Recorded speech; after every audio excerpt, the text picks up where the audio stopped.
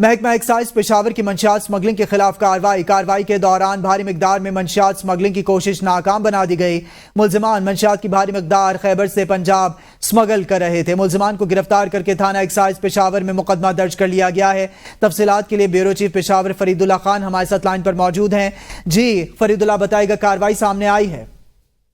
جی، یہ excise and narcotics police کو اطلاع ملی تھی کہ اسی طرح پشاور کے راستے پنجاب منتقل ہو رہی ہیں بڑی تعداد میں، بڑی مقدار میں منشیات، تو انہوں نے موٹر وے کے قریب ایک ناکہ بندی کی اور اس دوران آنے والی ایک پک اپ گاڑی سے شک آیا، اس کو اتار کے جب تلاشی لی گئی تو اس سے بڑی مقدار میں چرس برآمد کی گئی ہیں اور ملزمان کو اسی وقت حراست میں لیا گیا ہے۔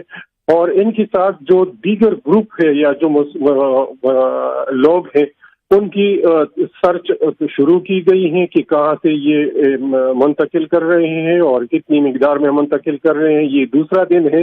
کل اسی طرح اسی ایریا میں ایک اور خاتون کو گرفتار کیا جن کی قبضے سے 14 کلو گرام چرس برآمد کی گئی، تو یہ گروپ کا پتہ لگا رہے ہیں۔ گرفتاری عمل میں لائی گئی ہے۔ بیورو چیف پشاور فرید اللہ خان، آپ ہمیں کارروائی کے حوالے سے اپڈیٹ کر رہے تھے، آپ کا شکریہ۔